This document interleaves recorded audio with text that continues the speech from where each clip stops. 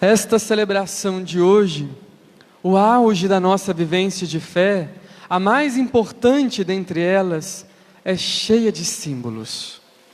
Nós iniciamos com o primeiro passo, o primeiro dia da semana, o Fiat Lux, que se faça a luz. O símbolo de um Deus que ressuscita e que apresenta para nós um mundo novo. Como ontem pensávamos sobre os comparativos de Jesus com o livro do Gênesis, agora nós vemos a completude. Quando o Espírito pairava sobre as águas, agora Ele paira sobre toda a humanidade. A luz se fez. Nós então viemos em procissão, caminhando com as luzes acesas, simbolizando o Cristo ressuscitado. Ao chegar aqui, o acolhemos em nosso meio.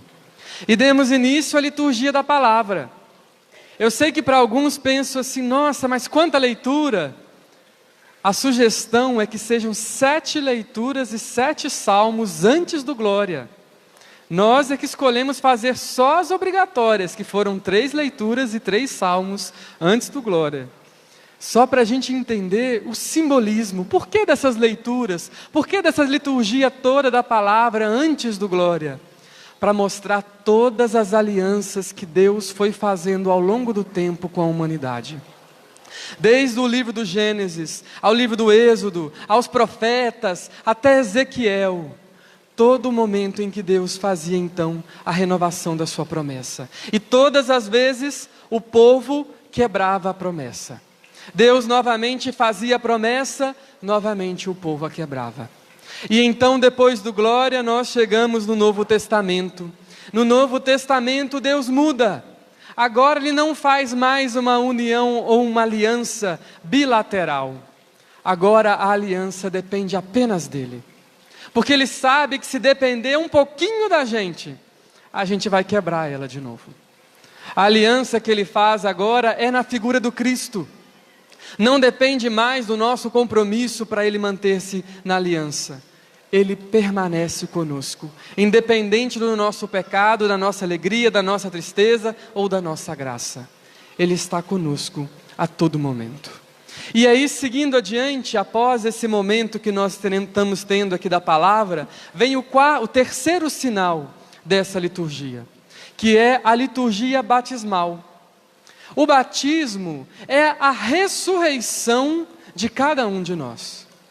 Nós viveremos aqui, faremos a bênção da água, faremos a aspersão da comunidade, a renovação das promessas do nosso batismo, simbolizando e relembrando para nós, mais uma vez, o que significa o batizado. O batizado não é um título, não é um prêmio, não nos faz melhor do que ninguém. O batizado é um compromisso. É a aliança que nós agora diante de Deus pedimos para que nós possamos nos manter fiéis. A lembrança de que para nós não basta ser como o mundo, é necessário ser como Cristo. O batismo é o constante convite a melhorar. E por fim, o último sinal desta celebração, a partilha do pão, a Eucaristia. Nós então passamos por todos esses passos, para no final, fazer como nós veremos depois da ressurreição do Cristo, o sinal que unifica todo cristão, é a partilha do pão. Até quando nós não reconhecemos o nosso irmão ou não reconhecemos Deus, é na partilha do pão que nós o encontramos. Vocês conhecem, obviamente, a passagem bíblica em que Jesus está acompanhando os discípulos de Emaús depois de sua morte e ressurreição, e os discípulos não reconhecem Jesus. Jesus estava andando com eles e eles não enxergam quem é Jesus. Mas eles só o reconhecem quando Ele parte o pão. Que nós possamos, vivendo o quarto sinal dessa liturgia de hoje, reconhecer o Cristo na partilha do pão nesse altar e na partilha do pão na nossa vida. Sejamos sinais visíveis de um Cristo que ilumina nosso caminho, que partilha da palavra, que renova conosco a promessa batismal e nos alimenta para sermos pessoas novas. Tudo está interligado. Tudo isso é para nos promover como pessoa, como ser humano. É parte essencial do que somos. E nesse evangelho que nós acabamos de ouvir, nós vemos aquelas mulheres indo ao encontro do sepulcro. Interessante, uma coisa muito importante. Primeiro o seguinte: o papel das mulheres na igreja e na história da salvação. Primeiro que a entrada do Verbo, a entrada de Jesus na humanidade foi através de uma mulher. A primeira pessoa que viu o Senhor ressuscitado foi uma mulher. As primeiras que foram ao encontro de Jesus no túmulo foram mulheres. Inclusive os discípulos nem sequer estavam acreditando. E depois ainda disso nós vemos Tomé duvidar. E ainda diz: eu só acredito se eu colocar a mão no seu lado aberto ou na sua ferida. Olha só o testemunho absoluto das mulheres, desde o início. Hoje, quando nós olhamos para a igreja, para a nossa comunidade de fé, nós enxergamos visivelmente o protagonismo feminino. A maioria das vezes nas famílias é a mulher que está puxando o marido para a igreja. Quantas vezes eu escuto a pessoa vir falar para mim: padre, olha, eu insisto tanto para o meu marido ir lá na comunidade, eu insisto tanto para ele participar comigo, eu insisto tanto para a gente rezar em casa, eu insisto tanto para isso, para aquilo. Parece que os homens, com o coração endurecido, já não conseguem mais ter fé. Parece que tudo vai chegando num ponto que a gente pensa: esse negócio de igreja, isso não é para mim não. Eu? Que é isso? Eu sou um homem forte, nada nesse mundo me para. E a gente começa a trocar a graça pela força que nós temos. Mas a força é passageira. O nosso estado de saúde é passageiro. O emprego que nos dá muito dinheiro talvez também é passageiro. Mas estar na presença do Cristo é permanente. E olhando esse protagonismo feminino, nós hoje parabenizamos a vocês, mulheres. Na história da nossa salvação, vocês foram peça absolutamente importante. E na sociedade de hoje, vocês continuam sendo. Nós vemos uma igreja feminina. Quando nós olhamos a maioria dos membros da nossa comunidade, a esmagadora maioria, 70%, 80% talvez, são mulheres.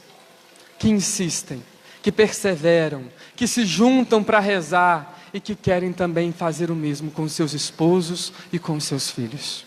Então, para vocês, o meu muito obrigado e o meu parabéns. É do toque e da sensibilidade feminina é que nasce a capacidade de perceber a necessidade dos outros. É em Maria que o primeiro milagre acontece, porque a sensibilidade dela enxergou o que faltava. Falta em nós, homens, a sensibilidade das mulheres. Falta em nós, homens, perceber o que precisa ser feito. Falta em nós, homens, coragem. Coragem para dialogar.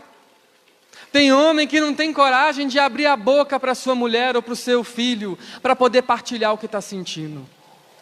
A esmagadora maioria do número de casos de suicídio no Brasil são de homens, porque não conseguem falar. A maioria de casos de pessoas que estão enfiadas no alcoolismo, nas drogas, são de homens, porque não conseguem falar e resolvem suas feridas, ou melhor, acham que resolvem suas feridas nos vícios, nos jogos, no álcool, nas drogas. Olhemos para a nossa vida, e agora eu nos pergunto a nós homens, será que não nos tem faltado sensibilidade?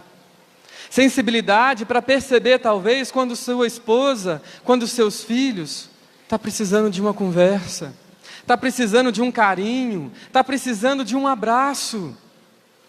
Quando foi a última vez que você sentou diante da sua esposa para poder falar o que você está sentindo? Que você falou qual que é o seu sonho, qual que é seu maior medo, o que é a maior frustração que você tem na sua vida?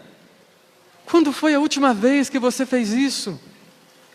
Quando foi a última vez que você foi você mesmo diante da sua esposa? E aí, às vezes, quando nós vemos as esposas tomarem essa atitude, aí a gente começa a dizer, mas é porque é muito histérica. Porque tudo é muito drama. Porque tudo é muito isso. E a gente não enxerga e não reconhece a legitimidade de alguém que sabe o que precisa ser falado.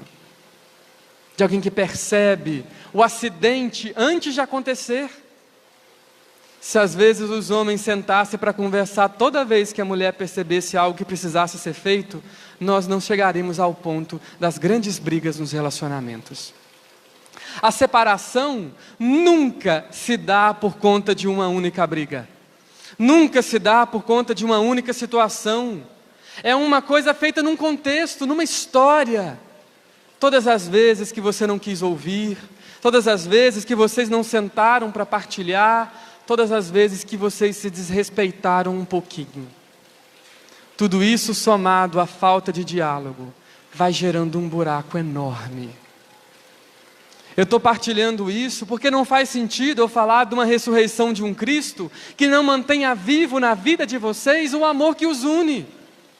Falar da família como um todo, independente da sua configuração, é fundamental para uma sociedade saudável. De um povo que ao chegar em casa se sente bem, se sente seguro, onde pode ser você mesmo.